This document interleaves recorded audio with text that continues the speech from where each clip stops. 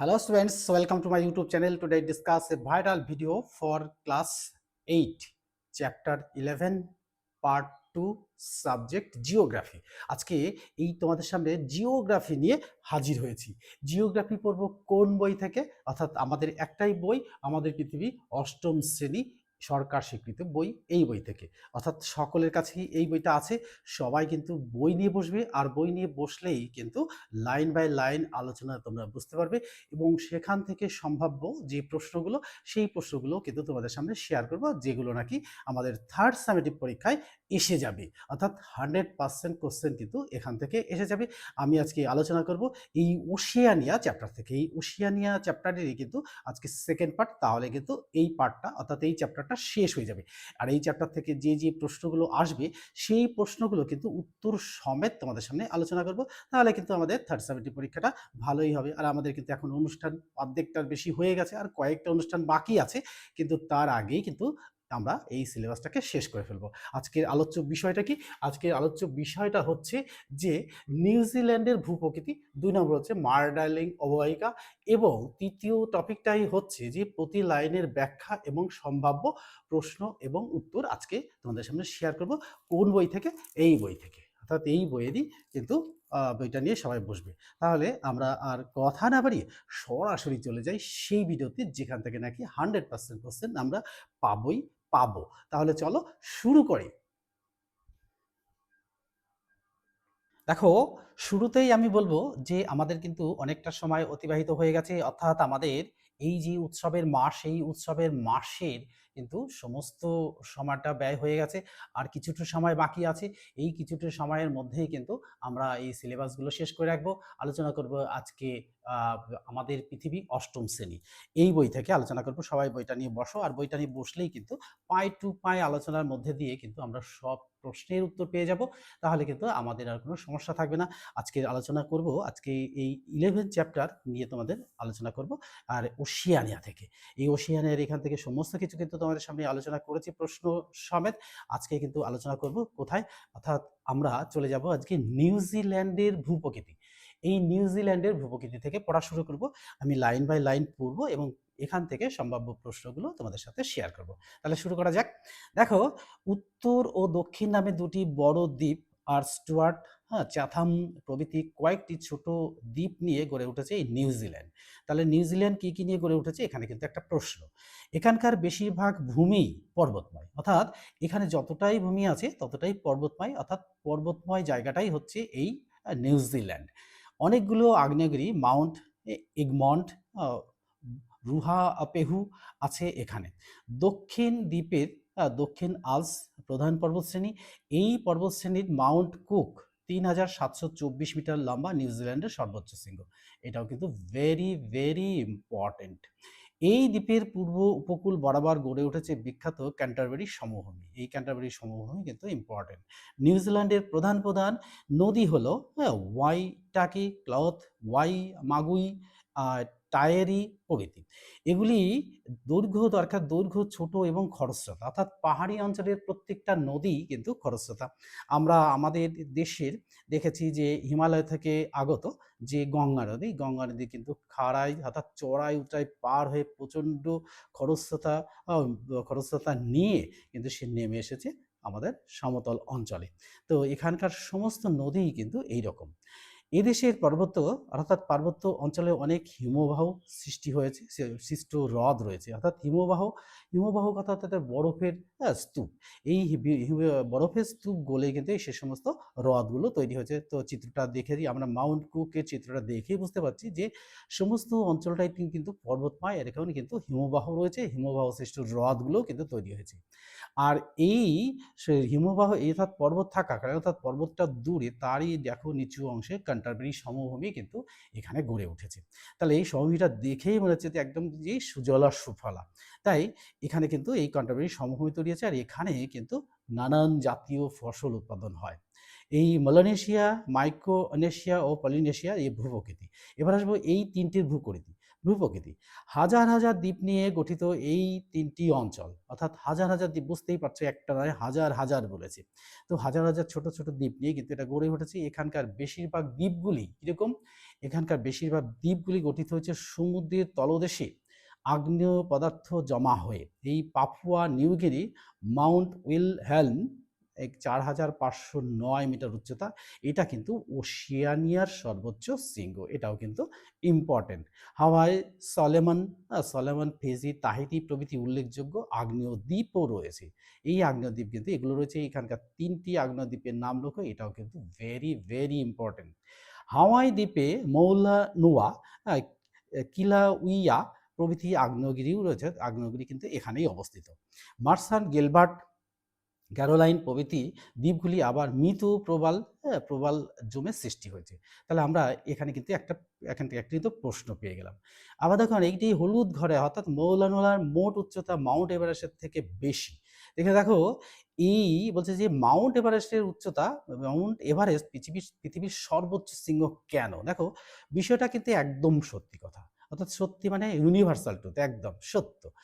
এর মোট উচ্চতা সমুদ্র সবতল থেকে, অর্থাৎ সমুদ্র যেখানে অবস্থিত তার থেকে ৯,১৭০ মিটার, এর মধ্যে ৫,০০০ মিটার রয়েছে সমুদ্রপৃষ্ঠের নিচে, আর বাকি ৪,১৭০ মিটার রয়েছে সমুদ্রপৃষ্ঠের ওপরে। অর্থাৎ মাউন্ট এভারেস্টের উচ্চতা সমুদ্রপৃষ্ঠ থেকে ৮,৮৪৮ মিটার।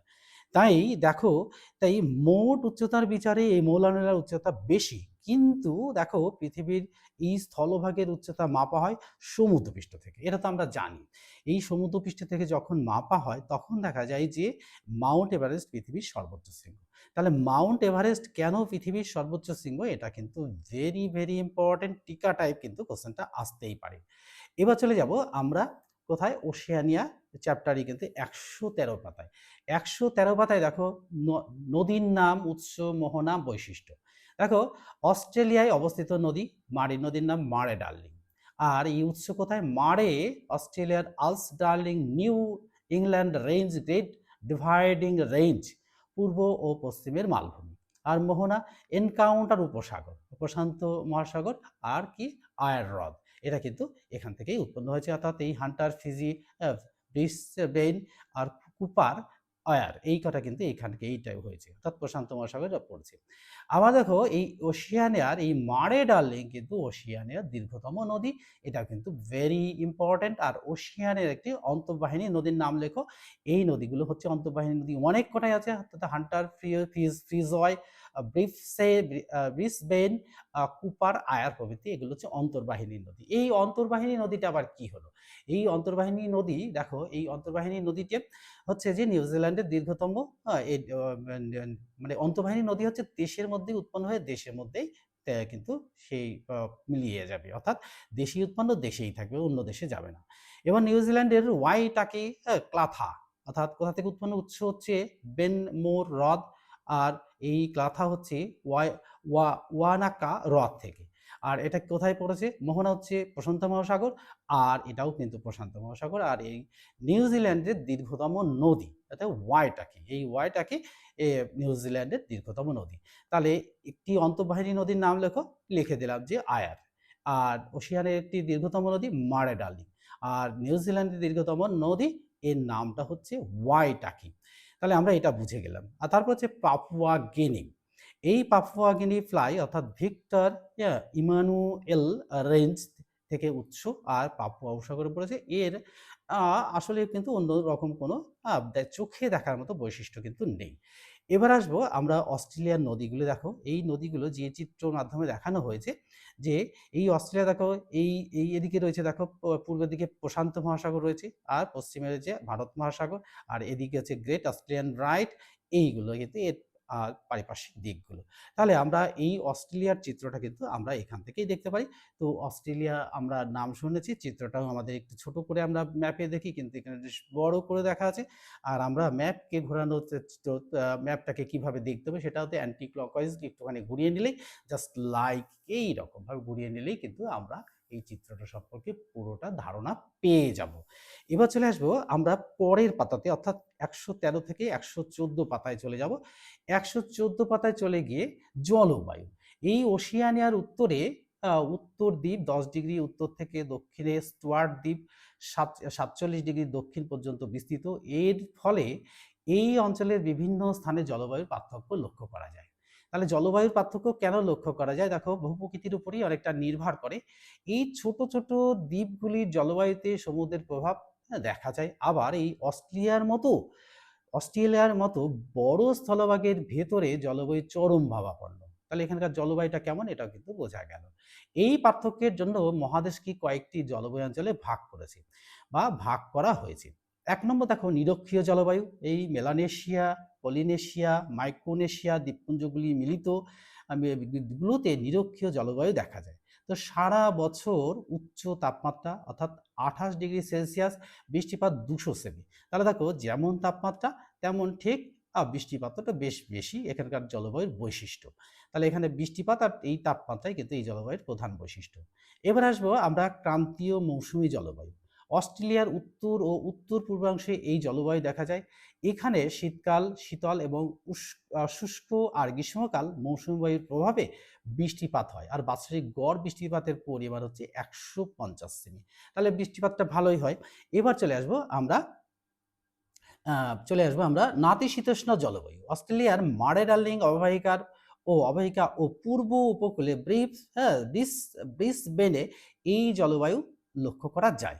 এখানকার উপকূল অঞ্চল সারা বছর আয়নবায়ু গ্রীষ্মকাল এবং পশ্চিমা বায়ু শীতকালে প্রভাব ফেলে, অর্থাৎ প্রভাবে বৃষ্টি হয়। এবার আসবো তার পরের পয়েন্টস, ভূমধ্যসাগরীয় জলবায়ু। অস্ট্রেলিয়ার উপকূল বরাবর পার্থ আর অ্যাডিলেড অঞ্চলে এই জলবায়ুর প্রভাব রয়েছে। এখানে পশ্চিমা বায়ুর প্রভাবে শীতকালে বৃষ্টি, বাৎসরিক গড় বৃষ্টিপাত ৭৫ সেমি হয় এবং গ্রীষ্মকাল উষ্ণ। এবার আসবো আমরা তার পরের পয়েন্টস, অর্থাৎ পরের পয়েন্টসটি হলো ক্রান্তীয় মরু ও মরুপ্রায় জলবায়ু। অস্ট্রেলিয়ার মধ্যে ও অর্থাৎ অস্ট্রেলিয়ার মধ্য ও পশ্চিমাংশে এই জলবায়ু অঞ্চলে বৃষ্টি হয় না বললেই চলে। তাহলে বার্ষিক গড় বৃষ্টিপাতের পরিমাণ দেখো ২৫ সেমিরও কম, অর্থাৎ বৃষ্টি হয় না বললেই বলতে পারো। গ্রীষ্মকাল বেশ উষ্ণ আর শীতকাল শীতল। এবার আসবো আমরা ব্রিটিশ জলবায়ু। এই ব্রিটিশ জলবায়ু দেখো, দক্ষিণ পূর্ব অস্ট্রেলিয়ার তাসমানিয়া, নিউজিল্যান্ডে এই জলবায়ু দেখা যায়। অর্থাৎ কোন জলবায়ু? ব্রিটিশ জলবায়ু। এই গ্রীষ্মকাল হালকা উষ্ণ ১৫ ডিগ্রি সেলসিয়াস, আর শীতকাল বেশ শীত অর্থাৎ ৫ ডিগ্রি সেলসিয়াস। অর্থাৎ পশ্চিমা বায়ুর প্রভাবে এখানে সারা বছরই প্রচুর বৃষ্টিপাত হয়, মানে ২০০ সেমি হয়, অর্থাৎ ২০০ সেমির বেশি হয়। তাহলে প্রচুর বৃষ্টিপাত হয় সারা বছর, মানে ২০০ সেমি, অর্থাৎ ১৫০ থেকে ২০০, ২৫০ সেমি পর্যন্ত হতে পারে। এবার আসবো আমরা স্বাভাবিক উদ্ভিদ। দেখো, এই জলবায়ুর তারতম্যের কারণে এই ওশিয়ানিয়ার বিভিন্ন অঞ্চলে বনভূমির পার্থক্য দেখা যায়। এখানে কি ধরনের বনভূমি দেখা যায়, এটা কিন্তু একটা বড় প্রশ্ন। এর উত্তরটা হবে যে এখান থেকে ঠিক এইটুকু পর্যন্ত আমরা কিন্তু এইটুকু পড়ব। তো এই প্রশ্নটা আগেই পড়ে নিই, প্রশ্নটা তোমাদের পরে বলে দেবো আলোচনার সময়। দেখো, এর প্রশ্ন লেখার সময় আমি বলেছি যে প্রত্যেকটা পয়েন্টস অর্থাৎ জলবায়ুর পার্থক্য, ওশিয়ানিয়ার বিভিন্ন অঞ্চলে বনভূমির পার্থক্য, অর্থাৎ ওশিয়ানিয়ার বিভিন্ন অঞ্চলে বনভূমির পার্থক্য হেডিং দিয়ে দেবো। এই হেডিংটা কিভাবে দেব, হেডিংটা দিয়ে দেখো কিরকমভাবে আমরা দিতে পারবো। একটুখানি যদি দেখি যে আমরা যে ওশিয়ানিয়ার জলবায়ুর পার্থক্য, অর্থাৎ ওশিয়ানিয়ার হচ্ছে বনভূমির পার্থক্য। তাহলে এরকম হেডিংয়ে লিখবো যে এখানে যদি আমরা এই ওশিয়ানিয়ার বনভূমির পার্থক্য, এই পার্থক্য যদি এটা হেডিংয়ে দিই, তাহলে কি হবে? এই হেডিং নিয়ে এসে আমরা কটা ভাগে ভাগ করতে পারি। এখানে দেখো, একটা, দুটো, তিনটে, চারটে, পাঁচটা, হ্যাঁ, ছটা। এই ছটা, এই একটা, দুটো, তিনটে, চারটে, পাঁচটা, ছটা, সাতটা। তাহলে আমরা এখানে কি করব? এখানে ৭টা ভাগে ভাগ করে নেব। অর্থাৎ এই যে এরকম একটা, দুটো, তিনটে, চারটে, পাঁচটা, ছটা, সাতটা। এই প্রত্যেকটা ভাগ কিন্তু একটুখানি চিত্রের মধ্যে লিখে দিতে হবে। লিখে দিলে কিন্তু এক্সামিনার খুব খুশি হবেন। যদি একটা প্রশ্নের মান যদি ৪ও থাকে, তাহলে দেখো এখানে একটা, দুটো, তিনটে, চারটে, পাঁচটা, ছটা, সাতটা, আর এই একটা ৮টা। এই ৮টা চিত্র, এই ৮টা গোল করে দিয়ে আমরা কি করব, প্রত্যেকটা পার্ট থেকেই কিন্তু প্রশ্নের উত্তরগুলো লেখা শুরু করব। যদি আমরা দিই যে ১ নম্বরে দিই, যদি দিই ক্রান্তীয় চিরহরিৎ অরণ্য, তাহলে ১ নম্বর হচ্ছে এই যে ক্রান্তীয়, হ্যাঁ? ক্রান্তীয় চিরহরিৎ, হরিৎ, চিরহরিৎ, চিরহরিৎ অরণ্য। এই যে অরণ্য, অরণ্য। এই অরণ্য দেওয়ার পর আমরা এখানে একটা দাগ দিয়ে দিলাম। দিয়ে আমরা লেখা শুরু করলাম। এখান থেকে এই লাইনটা এইটুকু লিখলাম। পরে আমরা এখান থেকে এসে চলে আসলাম এইটুকু। তারপরের লাইনটা এটুকু চলে আসলাম। ঠিক এখানে এসেই আমরা যেখান থেকে শুরু করেছি ঠিক সেইরকম জায়গায় এসে আমরা কিন্তু এই লাইনটাকে শেষ করে দিলাম। তাহলে আমরা যদি এরকমভাবে পাই টু পাই, টপ টু বটম লিখতে পারি, তাহলে কিন্তু এক্সামিনার নম্বর দিতে বাধ্য হবেন। তার কথা, আমরা এক্সামিনারের কাছ থেকে নাম্বারটা কেড়ে নেব, মানে ছিনিয়ে নেব। কিরম করে? জোর করে না। এই আমাদের লেখনির মধ্যে দিয়ে, অর্থাৎ লেখনির যে মানে বৈশিষ্ট্য, অর্থাৎ লেখনির যে ফিচার্সগুলো থাকবে তার উপরে ডিপেন্ড করবে নম্বরটা কিভাবে ভ্যারি করবে।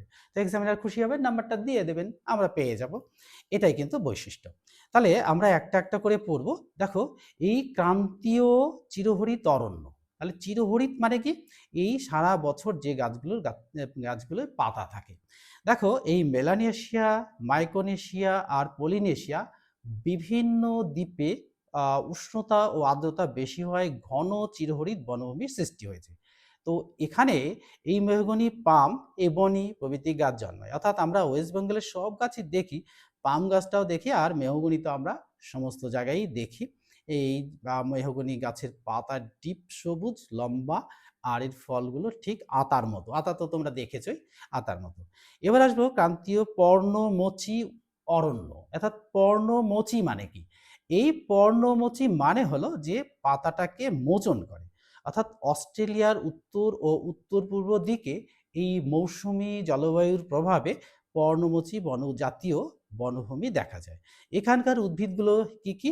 না পাম, বার্চ, সিডার, বাঁশ এখানে জন্মায়। তো বাঁশ তো আমরা সারা ভারতবর্ষেই বাঁশ দেখি, বিভিন্ন টাইপ বাঁশ জানি। আর বার্চ, সিডার এটাও কিন্তু দেখি, পামও দেখি। এবার চলে আসবো আমরা নাতিশীতোষ্ণ অরণ্য। এই নাতিশীতোষ্ণ অরণ্যের মধ্যে দেখো, পূর্ব অস্ট্রেলিয়ার তাসমেনিয়া আর নিউজিল্যান্ডের বৃহৎ পাতাযুক্ত নাতিশীতোষ্ণ পর্ণমোচী গাছ দেখা যায়। অর্থাৎ পাতা বৃহৎ পাতা বিশিষ্ট, অর্থাৎ অনেক বড় বড় পাতা হয়, এবং পর্ণমোচী অর্থাৎ পাতাটাকে মোচন করে দেয়, ফেলে দেয়। এরা শীতের আগে পাতা ঝরিয়ে দেয়। পাতা আবার কিভাবে ঝরায়? পাতা গাছ থেকে পড়ে যায়। ওক, ম্যাপল, পপলার, এলাম এখানকার প্রধান প্রধান উদ্ভিদ। তাহলে আমরা বুঝেই গেলাম। এবার আসবো আমরা ক্রান্তীয় তৃণভূমি। অস্ট্রেলিয়ার উত্তরে কম বৃষ্টিপাতযুক্ত অঞ্চলে বড় বড় ঘাস জন্মায়। অর্থাৎ ঘাস তো আমরা চিনি, যে অস্ট্রেলিয়ার এই অঞ্চলে এই পার্কল্যান্ড সাভানা নামে পরিচিত। এটাও ভেরি ইম্পর্টেন্ট। এই তৃণভূমিতে মাঝে মাঝে ইউক্যালিপটাস জুরা জাতীয় গাছ দেখা যায়। ইউক্যালিপটাস গাছ কিন্তু আমাদের দেশে ছিল না। আমরাই সত্যি কথা বলতে কি, যে আমরা ছোটবেলায় এই ধরনের গাছগুলো দেখিনি। আমাদের বয়স যখন আমরা 6-7 এ পড়ছি, তখন থেকে কিংবা তার আগে থেকেই এসেছিল। তো আমরা তখন তো অতগুলো গাছ সম্পর্কে জানতে পারতাম না। তো যখন থেকে এই উদ্ভিদ সম্পর্কে জানতে পারলাম, তখন এই ইউক্যালিপটাস গাছ, যে গাছটা অনেক লম্বা হয়, অর্জুন গাছের মতন, যে বাকল বা পেয়ারা গাছে যেমন ছাল উঠে যায়, অর্থাৎ বাকলটা পড়ে যায়, এমন কিন্তু ইউক্যালিপটাসের গোড়া থেকে মাথা পর্যন্ত পুরো ছালটাই কিন্তু উঠে যায়, অর্থাৎ এই বাকল মোচন করে। তাহলে আমরা ইউক্যালিপটাস গাছ সম্পর্কে একটু জেনে নিলাম। এবার আসবো আমরা নাতিশীতোষ্ণ তৃণভূমি, অর্থাৎ গ্রেট ডিভাইডিং রেঞ্জের পশ্চিম দিকে মারে ডার্লিং অববাহিকায় ছোট ছোট ঘাসের বিশাল তৃণভূমি দেখা যায়। এই তৃণভূমি কিন্তু ডাউন্স নামে পরিচিত। তাহলে ডাউন্স কি? অর্থাৎ নাতিশীতোষ্ণ তৃণভূমি অঞ্চলে যে উদ্ভিদগুলো দেখা যায় তাদেরকেই একত্রে বলা হয় যে ডাউন্স তৃণভূমি। এখানে ছোট ছোট ঘাসের মতো বিশাল উদ্ভিদ, তৃণভূমি দেখা যায়। এবার আসবে হচ্ছে তো মরু উদ্ভিদ। এই মরু উদ্ভিদ মানে অস্ট্রেলিয়ার পশ্চিমাংশে মরুভূমি অঞ্চলে খুব বৃষ্টিপাতের কারণে, অর্থাৎ কম বৃষ্টিপাতের কারণে এই ক্যাকটাস, মালা আগার, লবণাম্বু, ঝোপঝাড় উদ্ভিদ জন্মায়। এটাই কিন্তু এই মরু অঞ্চলের উদ্ভিদ।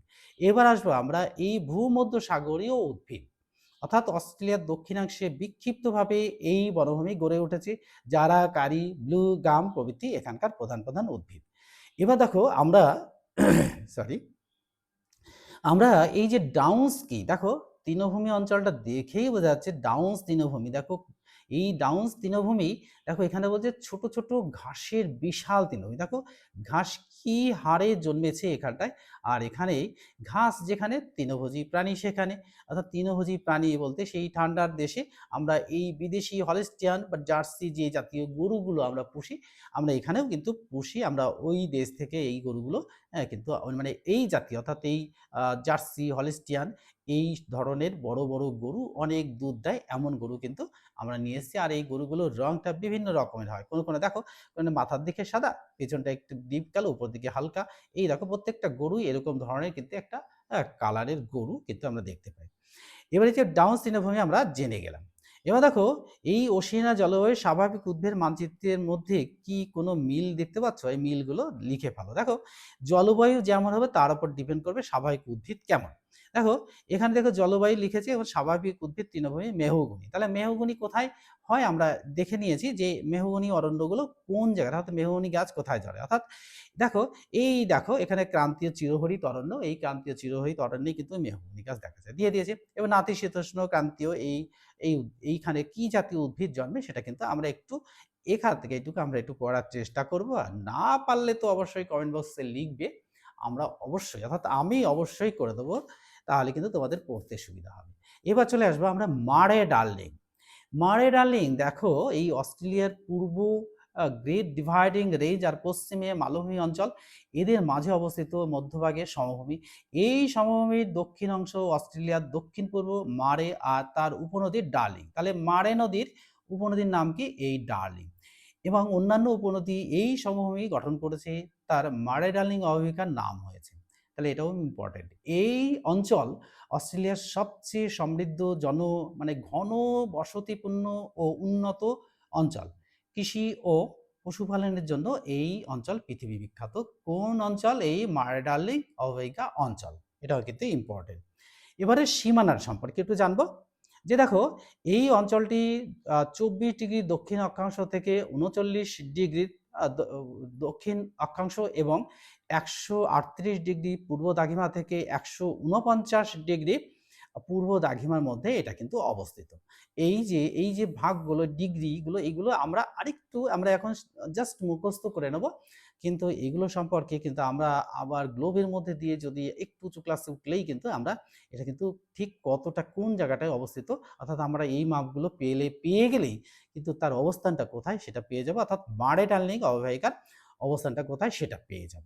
এই অববাহিকার উত্তর ও পূর্ব দিকে রয়েছে গ্রেট ডিভাইডিং রেঞ্জ, পশ্চিমে রয়েছে Lofty range, barrier range, Grey Grey range, আর দক্ষিণে আছে গ্রেট অস্ট্রেলিয়ান হোয়াইট। এই অববাহিকা অস্ট্রেলিয়ার প্রায় 20 ভাগ অংশ অর্থাৎ 20 ভাগ স্থান জুড়ে রয়েছে, জুড়ে অবস্থান করছে। এটাও কিন্তু ইম্পর্টেন্ট। এবার আসবো আমরা ভূপ্রকৃতি। দেখো এই ভূপ্রকৃতি এই অববাহিকা একটি নিম্ন সমতল ভূমি। মারে ডার্লিং নদী দীর্ঘদিন ধরে পলি জমা করে এই সমভূমি গঠন করেছে। আর এই অঞ্চলের গড় উচ্চতা হচ্ছে 100 থেকে 200 সেমি। এই অববাহিকার মধ্যভাগ থেকে ক্রমশ পশ্চিমে এবং পূর্ব দিকে উঁচু হয়ে গেছে। এবার দেখো তো যে দেখো দেখো তো উত্তর দিতে পারো কিনা, অর্থাৎ মারে ডার্লিং নদীর অববাহিকার ঢাল কোন দিক থেকে কোন দিকে, এটা কিন্তু আর সূত্র নদীর গতিপথ দেখে কিন্তু এটা বের করতে হবে। অর্থাৎ এই মারে ডার্লিং অববাহিকার কোন দিকে ঢাল সেটা কিন্তু উত্তর প্রশ্নের সঙ্গে তোমরা আলোচনা উত্তর দিয়ে দেবো। আর তোমরা যদি পারো তো উত্তর করবে, না হলে আমার উত্তরই কিন্তু লিখে নেবে। এবার আসবো আমরা নদ নদী অর্থাৎ নদী। এই অববাহিকার প্রধান নদী হলো মারে ডার্লিং। ডার্লিং হলো মারের উপনদী। তাহলে মারে ডার্লিং আর ডার্লিং নদীর উপনদী হচ্ছে মারে। তাহলে ডার্লিং হলো মারের উপনদী। তাহলে মারের উৎপত্তি হয়েছে অস্ট্রেলিয়ান আল্পস পর্বত থেকে। আল্পস পর্বতের কথা আমরা জানি। আর আর ডার্লিং এর সৃষ্টি হয়েছে নিউ ইংল্যান্ড রেঞ্জ থেকে। দুটি নদী ওয়ার্থ আর শহরের কাছে মিলিত হয়েছে। এরপর এই এই মিলিত প্রবাহ দক্ষিণ পশ্চিমে প্রবাহিত হয়ে এনকাউন্টার উপসাগরে পড়েছে। তাহলে এটা কোন উপসাগরে পড়েছে সেটাও কিন্তু জেনে গেলাম। এবার আসবো আমরা পরের পাতায়। দেখো এই ওয়েন্টওয়ার্থ শহর এর মারে ডার্লিং নদী, মারে নদী আর দেখো আর ডার্লিং নদী, ৩টি নদী রয়েছে দেখো, এই মারে ডার্লিং নদী, এই দুটো মারে আর ডার্লিং নদী, মারে ডার্লিং নদী। তাহলে মারের এবার ডার্লিং নদীর এখানে কিন্তু ইম্পর্টেন্ট, এটাও ইম্পর্টেন্ট। যদি বলো কেন?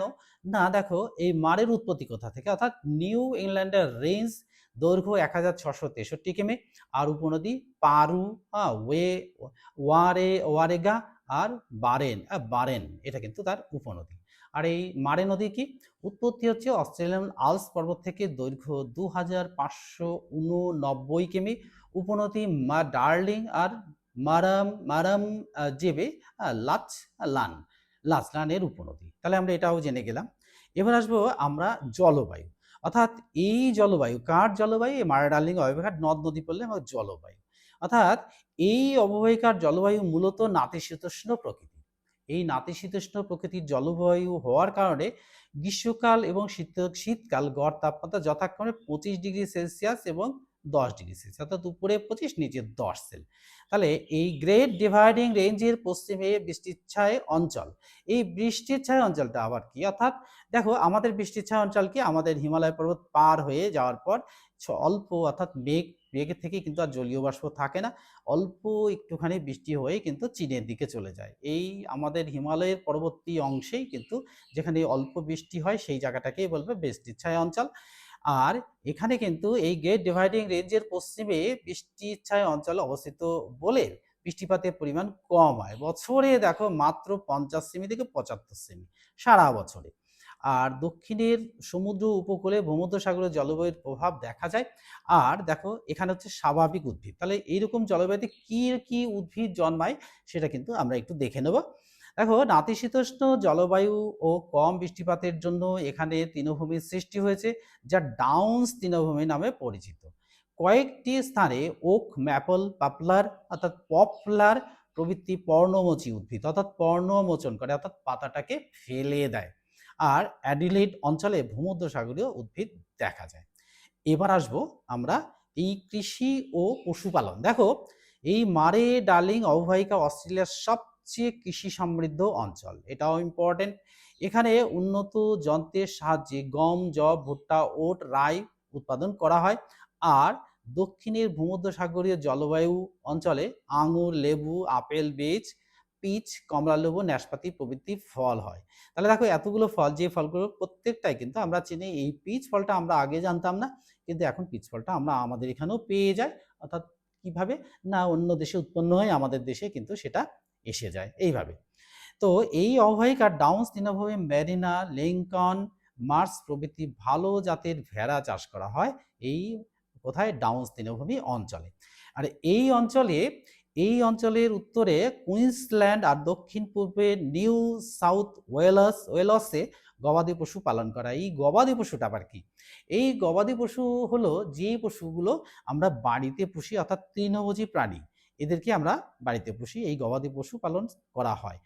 এদের থেকে প্রচুর মাংস ও দুগ্ধজাত দ্রব্য উৎপাদিত হয়। অস্ট্রেলিয়া গোমাংস উৎপাদনে পঞ্চম এবং পশম উৎপাদনে প্রথম স্থান অধিকার করে। দেখো গোমাংসটা আবার কি? গোমাংসটা আমরা চিনি, গোমাংস তো আমাদের দেশে খুব কম চলে, তাই ওই পশ্চিমী দুনিয়ার সমস্ত দেশে কিন্তু গোমাংস চলে, অর্থাৎ গরুর মাংস। আর এইখানে যে পশুর ডোমগুলো, অর্থাৎ পশম উৎপাদনে প্রথম স্থান আর গোমাংস উৎপাদনে পঞ্চম স্থান অধিকার করে কি? এই মারে ডার্লিং অববাহিকা অঞ্চল অস্ট্রেলিয়া, অর্থাৎ অস্ট্রেলিয়ায়। এবার আসবো আমরা, এখানে একটা ছোট্ট রয়েছে, হ্যাঁ, এখানকার পশু খামারগুলো খুব বড়। হ্যাঁ, আর যারা এখানে শ্রমিকের কাজ করে তাদের জ্যাকোস বলে। তাহলে জ্যাকোসটা কি? এটাও ইম্পর্টেন্ট, এটা কিন্তু পরীক্ষায় এসেই গেছে ধরো। তো এইরকম ধরনের প্রশ্নগুলো কিন্তু আলোচনার সাথে সাথেই পেয়ে যাব, তাহলে কিন্তু আমাদের পড়তে খুব সুবিধা হয়। আর আমি বলবো এই পড়ার সাথে সাথে যে ইম্পর্টেন্ট কোশ্চেনগুলো তোমাদের সামনে শেয়ার করছি সেগুলো কিন্তু বন্ধুদের মধ্যে শেয়ার করে দেবে। আর বন্ধুদের মধ্যে শেয়ার করে দিলে কি হবে? বন্ধুরাও কিন্তু জানতে পারবে। এবার হচ্ছে আসবো যে কৃষি ও পশুপালনের উন্নতির কারণ। দেখো সরি, এই কৃষি ও পশুপালন উন্নতির কারণের মূলেই থাকবে নদ নদী, জল অর্থাৎ জলবায়ু, আর নদ নদী আর ভূমি। এই তিনটি যদি যেখানে, অর্থাৎ তিনটি যেখানে থাকবে সেই অঞ্চলে কৃষি আর পশুপালন কিন্তু উন্নতি লাভ করবে। তা দেখো এখানে মারে ডার্লিং অববাহিকা অঞ্চলে কেমন দেখো বিস্তীর্ণ উর্বর প্লাবন ভূমি ও ডাউন তৃণভূমি এখানে অবস্থিত, এই জন্য এখানে কিছু কৃষি ও পশুপালন উন্নতি লাভ করেছে। দ্বিতীয় নম্বর দেখো নাতিশীতোষ্ণ জলবায়ু ও পরিমিত বৃষ্টিপাত, অর্থাৎ নাতিশীতোষ্ণ জলবায়ু হলে পরে আর পরিমিত বৃষ্টিপাত হলেই কিন্তু এখানে কিন্তু এই কৃষি ও পশুপালনের উন্নতি লাভ করবে। তারপরে দেখো আসবো যে পর্যাপ্ত জলের যোগান, অর্থাৎ কৃষিকাজ করতে গেলে বা পশুপালন করতে গেলে পশুর পানীয় জল, পশুদের স্নান করানো, কৃষিকাজের প্রয়োজনীয় জল কিন্তু আমরা এখান থেকে পেয়ে যাব। এবার আসবো জনসংখ্যা অল্প চাপ, অর্থাৎ জনসংখ্যা কম বলে কৃষি জমি বেশি, আর কৃষি জমি উর্বর বলে সেখানে কৃষি উৎপাদন বা পশুপালন উৎপাদন বেশি হয়। এবার আসবো আমরা উন্নত জলসেচ ও আধুনিক যন্ত্রপাতির প্রয়োগ, অর্থাৎ এই মারিডার্লিং ওয়েবেকের অস্ট্রেলিয়া কিন্তু অনেক উন্নত, সেখানে কিন্তু এই উন্নত যন্ত্রপাতি আর জলসেচ ব্যবস্থা খুবই উন্নত, এই জন্য এখানে কৃষি ও পশুপালনের উন্নতি লাভ করেছে। দেখো এই ডাউন্স তৃণভূমি একটা চিত্রটা দেখলেই কিন্তু বোঝা যাবে ঠিক ডাউন্স তৃণভূমিটা কীরকম, অর্থাৎ পাহাড় থেকে কতটা দূর এবং এই সমস্ত অঞ্চলগুলো তৃণতে ভর্তি। আর দেখো এই মেরিনো মেশে লোম কাটা হচ্ছে, দেখো এখানে হচ্ছে যেন কিনা একটা যজ্ঞ চলছে। হ্যাঁ, যজ্ঞ তো অবশ্যই চলছে, অর্থাৎ মেষগুলোকে ধরে তাদের তাদেরকে ধরে তাদের গায়ের থেকে লোমগুলো অর্থাৎ লোম কেটে নেওয়া হচ্ছে। আর লোম কেটে নিলে সেগুলো তো আবার কিন্তু হয়, আর এই লোমগুলো দিয়ে কিন্তু পশমের তৈরি নানান ধরনের জিনিস, অর্থাৎ শীতের দেশ ওখানে তো লাগে, তথা পৃথিবীর বিভিন্ন দেশে কিন্তু সরবরাহ করা হয়। এবার আসবো খনিজ সম্পদ, এখানে খনিজ সম্পদ যে সেভাবে পাওয়া যায় না। অববাহিকার প্রান্তবর্তী অঞ্চলে সোনা, রূপা, তামা, সীসা, টিন পাওয়া যায়। আর ব্রোকেন হিল রূপ, তামা আর কোভারে তামা উত্তোলিত হয়। এই ব্রোকেন হিলকে রূপোর শহরও বলা হয়, এটাও কিন্তু ইম্পর্টেন্ট। আর অ্যাডিলেট অঞ্চলে সামান্য কয়লাও পাওয়া যায়, তাহলে ভেরি ইম্পর্টেন্ট এটা। সরি। এবার দেখো এই ব্রোকেন হিলের এই রূপোর খনি, তাহলে রূপোর খনি বুঝতে পারছো যে রূপো মানে খনির মধ্যে রূপ, অর্থাৎ মাটি যেমন কয়লা কয়লা যেমন উঠিয়ে নিয়ে আসা হয়, ওখান থেকে কিন্তু রূপও উঠিয়ে নিয়ে আসা হয়।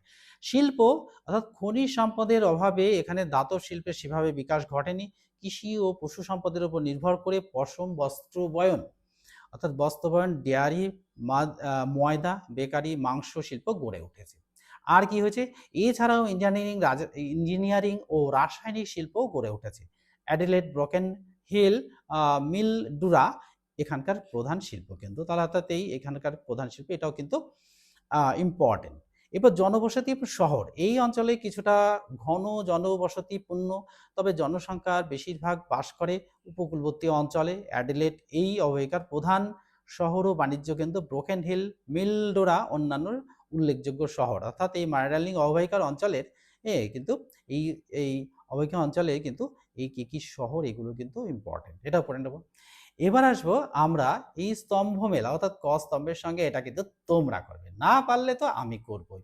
আর ছকের মধ্যে লিখে ফেলো যে কেন, কিভাবে পরিচিত, অর্থাৎ নিউ ইংল্যান্ড রেঞ্জ, মারা মারাম মারাম বিজি, হ্যাঁ, আর ডাউন্স আর অ্যাডিলেড, এটা কিন্তু তিনটে চারটে আমরা কিন্তু পড়েছি, এই সম্পর্কে দু একটা কথা জেনে নেবা। আর এই মারে ডার্লিং অর্থাৎ মারে নদীর গতিপথ দেখে এই ক্রমান্বয়ে সাজিয়ে লেখো এই ওয়েন্টওয়ার্থ শহর, অস্ট্রেলিয়ান আল্পস ও এনকাউন্টার উপসাগর, আর মারাম বেজি, এটা কোথায়, এটাও কিন্তু তোমরাই করবে। না পারলে কিন্তু কমেন্ট বক্সে লিখলেই আমি কিন্তু এর উত্তরটা করে দেবো। তাহলে কিন্তু আজকে এই যে আমাদের এই চ্যাপ্টারটা কিন্তু শেষ হয়ে গেল, অর্থাৎ ওশিয়ানিয়া কিন্তু দুটো পার্টেই আমি শেষ করে ফেললাম। আর এইবার বইটাকে আমরা বাদ দিয়ে চলে যাব কোথায়, এখানে সম্ভাব্য যে প্রশ্নগুলো, অর্থাৎ যেই সম্ভাব্য প্রশ্নগুলো আমি খাতায় টুকে রেখেছি সেইগুলো কিন্তু তোমার সাথে শেয়ার করব। একটা স্ক্রিনশট তুলে নাও, কোশ্চেনগুলো পরপর আমি বলে যাচ্ছি। দেখো বলছে যে কোন কোন দ্বীপ নিয়ে নিউজিল্যান্ড গড়ে উঠেছে, অর্থাৎ উত্তর দক্ষিণ নামক দুটি ভেরি দ্বীপ, বড় দ্বীপ, আর স্টুয়ার্ট, চ্যাথাম প্রভৃতি কয়েকটি ছোট ছোট দ্বীপ নিয়ে কিন্তু নিউজিল্যান্ড গড়ে উঠেছে, এটা কিন্তু একটা প্রশ্ন। দ্বিতীয় নম্বর কোশ্চেন, নিউজিল্যান্ডের বেশিরভাগ ভূমি কেমন, অর্থাৎ এখানকার এখানকার এখানকার অর্থাৎ নিউজিল্যান্ডের বেশিরভাগ ভূমি কিন্তু পর্বতময়। 2 নম্বর। 3 নম্বর হচ্ছে নিউজিল্যান্ডের সর্বোচ্চ শৃঙ্গের নাম কি, এর উচ্চতা কত, অর্থাৎ সর্বোচ্চ শৃঙ্গের নাম মাউন্ট কুক, উচ্চতা হতে 3724 মিটার। চলে যাব পরের পাতাতে, পরের পাতাতে কিন্তু গিয়ে আমরা আবার এসে একটা স্ক্রিনশট তুলে নেব, স্ক্রিনশট তুলে নিলে কিন্তু পড়তে সুবিধা হবে, তাই স্ক্রিনশট তুলে নাও। হ্যাঁ, এই যে তুলে নিয়েছো? হ্যাঁ, এবার চলে আসবো আমি যে এই ক্যান্টারবেরি সমভূমি কোথায় অবস্থিত। দেখো ক্যান্টারবেরি সমভূমি নিউজিল্যান্ডের পূর্ব উপকূল বরাবর গড়ে উঠেছে। ৫ নম্বর নিউজিল্যান্ডের প্রধান নদীর নাম কি? নদীগুলি কি কি? অর্থাৎ ওয়াইটাকি, ক্লথ, ওয়ান ওয়ান গামুই, টায়েরি। এই হচ্ছে এখানকার প্রধান প্রধান নদীগুলি। ৬ নম্বর কথা, ওশেনিয়ার সর্বোচ্চ শৃঙ্গের নাম কি? মাউন্ট উইলহেলমস, উচ্চতা হচ্ছে ৪৫০৯ মিটার। ৭ নম্বর কোশ্চেন, মাউন্ট এভারেস্ট পৃথিবীর সর্বোচ্চ শৃঙ্গ। এটা কিন্তু বইয়ে কিন্তু ১১২ পাতায় আমি কিন্তু তোমাদের বলে দিচ্ছি, ১১২ পাতায় এটা আলোচনাও করে দিচ্ছি কেন উচ্চতাটা বেশি, অর্থাৎ সমুদ্রপৃষ্ঠ থেকে মাপ ধরা হয় বলে এখানকার উচ্চতাটা এত বেশি। ৮ নম্বর, মাউন্ট এভারেস্টের উচ্চতা কত? ঠিক, উচ্চতা ৮৮৪৮ মিটার।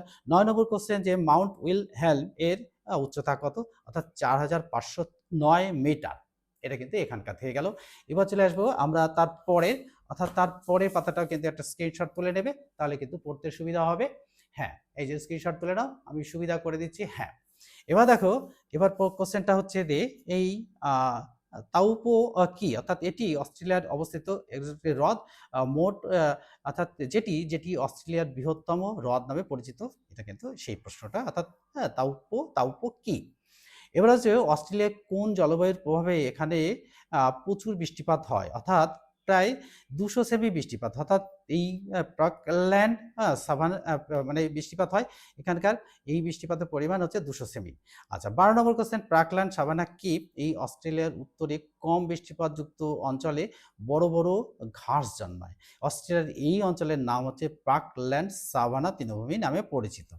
এই হচ্ছে তারপরে প্রশ্ন আসবে ১০, ১১, ১২, ১৩ নম্বর আসছে, অর্থাৎ ডাউন্স কি? মারডার্লিং অববাহিকার ছোট ছোট ঘাসের বিশাল তৃণভূমি দেখা যায় যা ডাউন্স নামে পরিচিত। ১৪ নম্বর কোশ্চেন, মারে নদীর উপনদীর নাম কি? অর্থাৎ মারের উপনদীর নাম হচ্ছে ডার্লিং মারের উপনদী, অর্থাৎ ডার্লিং। তারপরে চলে যাবো আমরা পরের পাতাতে। এই পরের পাতাতে গিয়ে এখান থেকে কিন্তু একটা স্ক্রিনশট তুলে নেবে, স্ক্রিনশট তুলে নিলে কিন্তু পড়তে সুবিধা হবে। হ্যাঁ, স্ক্রিনশটটা তুলে নাও। হ্যাঁ, তাহলে পড়তে সুবিধা হবে। এবার চলে আসবো আমরা, মারের উৎপত্তি হচ্ছে কোন পর্বত থেকে? অস্ট্রেলিয়া, দেখো অস্ট্রেলিয়া আল্পস পর্বত থেকে এই মারের উৎপত্তি হয়েছে। ১৬ নম্বর কোশ্চেন, মারে ও ডার্লিং নদীর মূল ধারা কোন সাগরে পড়েছে? অর্থাৎ এটি এনকাউন্টার উপসাগরে পড়েছে। ১৬ নম্বর কোশ্চেন, ১৫, ১৬, ১৭ নম্বর কোশ্চেন, এখানে একটু নম্বরটাই ভুল হয়েছে। যাই হোক, ১৭ নম্বর হতে মারে ডার্লিং নদীর দৈর্ঘ্য কত? অর্থাৎ দৈর্ঘ্য হচ্ছে ১১৬৩ মিটার, অর্থাৎ কিমি। আর ডার্লিং নদীর দৈর্ঘ্য হচ্ছে ২৫৮৯, সরি, এখানে হচ্ছে কিমি। এটা নদীর দৈর্ঘ্য কত? ১৯, অর্থাৎ দৈর্ঘ্য হচ্ছে, সরি এটা সাল ভুল হয়েছে, ২৫৮৯ কিমি। আচ্ছা, এবার চলবে, আচ্ছা ডাকোস, ডাকোস কাকে বলে? অর্থাৎ দেখো এখানে এখানকার পশু খামারগুলোতে বড়, খামারগুলো বড়, আর যারা এখানে শ্রমিকের কাজ করে তাদেরকেই জাকোয়া বলে। আমরা এই প্রশ্নটা উত্তর পেয়ে গেছি। ১৭ নম্বর কোশ্চেন, এখানে একটু নম্বরটা বলি, দুটো ১৬, ১৭ হয়ে গেছে। তো নম্বরে কোনো ব্যাপার না, ব্যাপারটা হচ্ছে যে আমাদের প্রশ্নের উত্তরটা পেলেই হলো। অর্থাৎ কাকে রূপোর শহর বলা হয়? অর্থাৎ ব্রোকেন হিলকে রূপোর শহর বলা হয়। এবার চলে আসবো তার পরের দিকে, অর্থাৎ এই ১৭ নম্বর প্রশ্ন, এখানে ১৭ নম্বর, এটা ২০ নম্বর হবে। যাই হোক, এই নম্বরটি একটু মিস্টেক হয়েছে, তো এই ১৭ নম্বরকে এটা একটু স্ক্রিনশট তুলে নাও। এখানে চলে এসে আমি এখানে দেখো ওশিয়ানিয়ার একটি বিখ্যাত বিখ্যাত লোমস ও প্রাণীর নাম লেখো, অর্থাৎ মেরিনা মেশ। এটা কিন্তু ইম্পর্টেন্ট। মারে দুটি উপনদীর নাম লেখো, ডার্লিং এবং মারাম। হ্যাঁ, মারাম বিজি। ১৯ নম্বর কোশ্চেন, ডার্লিং নদীর দুটি উপনদীর নাম লেখো, অর্থাৎ পারু ও ওয়ারোগা। আর দেখো মারে ডার্লিং অববাহিকার, অর্থাৎ ডার্লিং ঢাল কোন দিক থেকে কোন দিকে? অর্থাৎ মারে ডার্লিং অববাহিকার ঢাল পূর্ব থেকে দক্ষিণ দিকে। এটা কিন্তু পেয়ে গেছি। আর এখান থেকে আরো ২-৩টে কোশ্চেন আমি তোমাদের সামনে শেয়ার করব, যে কোশ্চেনগুলো কিন্তু এই চ্যাপ্টার থেকেই পেয়ে যাবে। অর্থাৎ দেখো, এই মারে ডার্লিং অববাহিকা অঞ্চলে কৃষি ও পশুপালনের উন্নতির কারণগুলি ব্যাখ্যা করো। বইতে ১২৮ পাতা, এই ১১৮ পাতায়, আমরা ১১৮ পাতায় একটু চলে যাব। এই দেখো, এখানে থেকে এই যে উন্নতির কারণগুলো, এই কারণগুলো আমি কিন্তু প্রত্যেকটাই আলোচনা করেছি। এর উপরে বেস করে কিন্তু তোমরা যেইভাবে আমি বোর্ডে এঁকে দেখালাম, এইভাবে কিন্তু উত্তরগুলো লিখবে। তারপরে চলে যাব আমরা কোথায়? অর্থাৎ এই জলবায়ুর তারতম্যের কারণে ওশিয়ানিয়ার বিভিন্ন অঞ্চলে বনভূমি কি কি পার্থক্য লক্ষ্য করা যায় বা দেখা যায়, আলোচনা করো। বইয়ে হচ্ছে ১১৪ থেকে ১৫ পাতা। ১১৪ থেকে ১৫ পাতায় গেলে কিন্তু আমরা এই উত্তরটা পেয়ে যাব। দেখো এই ১১৪ ১৪ থেকে ১৫ চলে যাব ১৫ এই পাতায়, এইখান থেকে। দেখো এই যে এখান থেকে আমরা এইটুকুর মধ্যে পেয়ে যাব। অর্থাৎ এই স্বাভাবিক উদ্ভিদ অর্থাৎ জলবায়ুর তারতম্যের কারণে ওশেনিয়ার বিভিন্ন অঞ্চলে বনভূমির পার্থক্য দেখা যায়। আমরা প্রত্যেকটাই কিন্তু আমি তোমাদের সামনে আলোচনা করেছি। অর্থাৎ এখান থেকে এইটুকুর মধ্যেই লিখে দেবে। তাহলে কিন্তু পুরো প্রশ্নগুলো কিন্তু এখান থেকে পেয়ে যাবে বা প্রশ্নের উত্তরটা যেভাবে লিখতে বললাম এইভাবে যদি তোমরা লেখো তাহলে কিন্তু পুরো নম্বর পেয়ে যাবে আর এক্সামিনার নাম্বার দিতে বাধ্য থাকবেন। তাহলে দেখো আজকের এই ভিডিওটি তোমাদের কেমন লাগলো? তাহলে আমার যারা সাবস্ক্রাইবার আছো তারা তো অবশ্যই বন্ধুদের মধ্যে শেয়ার করে দেবে আর একটা করে লাইক দিয়ে দেবে। আর আমার এই নতুন যারা সাবস্ক্রাইবার হচ্ছে অর্থাৎ নতুন যারা দেখছো তারা কিন্তু একটা লাইক দিয়ে দিবে। আর লাইক দিলে কি হবে? আমিও কিন্তু ভীষণভাবে মোটিভেটেড হব আর এইরকম মজাদার ভিডিও নিয়ে তোমাদের সামনে হাজির হব যেই আলোচনার মধ্যে দিয়ে তোমরা 100% কোশ্চেনের উত্তরগুলো কিন্তু পেয়ে যাবে। তাহলে আজকের মতো এখানে শেষ করছি। আবার পরের ভিডিওতে তোমাদের সামনে দেখা হচ্ছে। Good bye friends.